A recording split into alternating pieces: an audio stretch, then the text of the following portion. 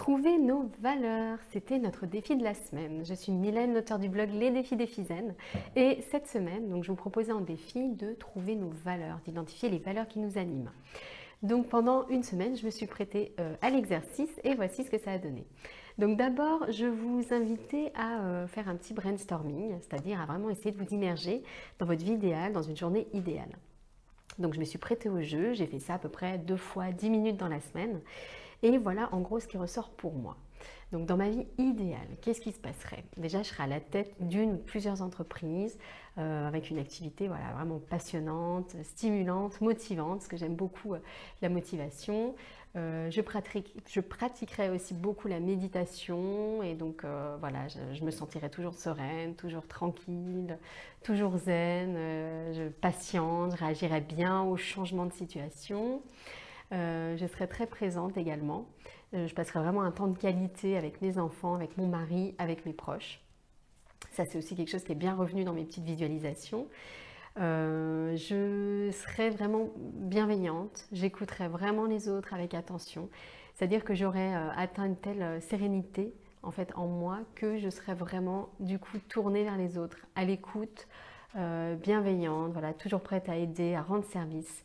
J'aurais mis entre guillemets mon ego entre parenthèses pour vraiment, voilà, vraiment être au service des autres.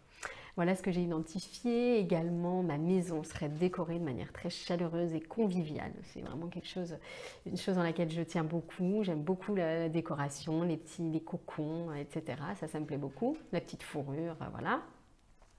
Je prendrai soin de mes parents, je prendrai soin de mes proches. Dans ma vie idéale. Voilà, il n'y aurait pas de maison de retraite, mais on s'épaulerait, on se rendrait service, on ne se laisserait pas tomber. Voilà, on n'abandonnerait pas ses proches dans le besoin. Également, je me sentirais libre de voyager partout. Partout dans le monde, je me sentirais chez moi partout. Vous voyez, je pourrais vivre dans 10 mètres carrés comme dans 200. Voilà, il n'y aurait pas de barrière, de matériel, il n'y aurait pas d'obstacle. J'aurais en fait une telle liberté en moi, telle confiance aussi que voilà, il y aurait, je pourrais être bien partout, avec tout le monde, les relations humaines, comment dire, je me tournerais vers les autres avec chaleur et voilà, je me sentirais jamais seule. Voilà un petit peu en gros ce qu'a donné tout ce brainstorming. Et alors du coup, une fois que j'ai fait ces 2 petits exercices, donc à peu près voilà 2 fois 10 minutes dans la semaine, je suis allée sur le blog, l'article que j'avais écrit, quelles sont mes valeurs. J'avais proposé une liste de valeurs d'après 150 valeurs.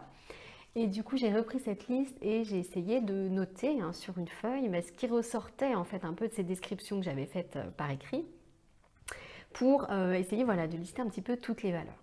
Et voici ce que j'ai trouvé. L'apprentissage, l'authenticité, la bienveillance, l'émerveillement, l'humour, la liberté, la sérénité, l'accomplissement, la présence, la générosité. Voilà en gros les 10 valeurs qui pour moi sont sorties du lot.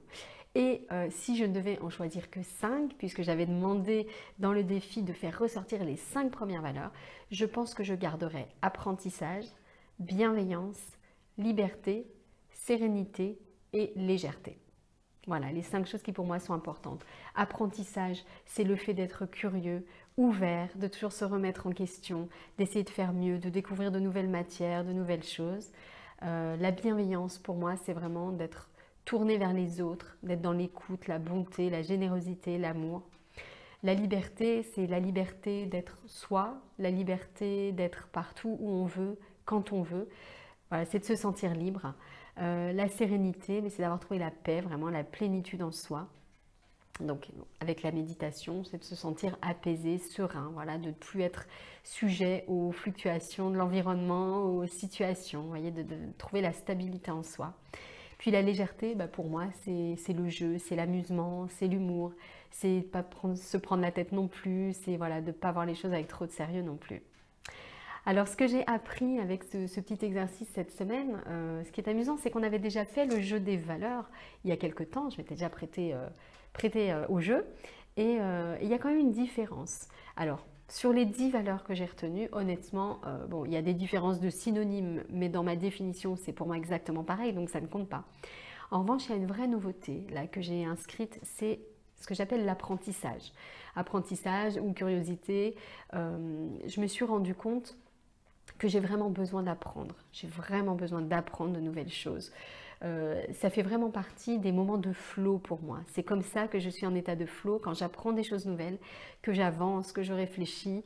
Donc c'est une valeur que je n'avais pas du tout identifiée quand j'avais fait l'exercice il y a quelque temps.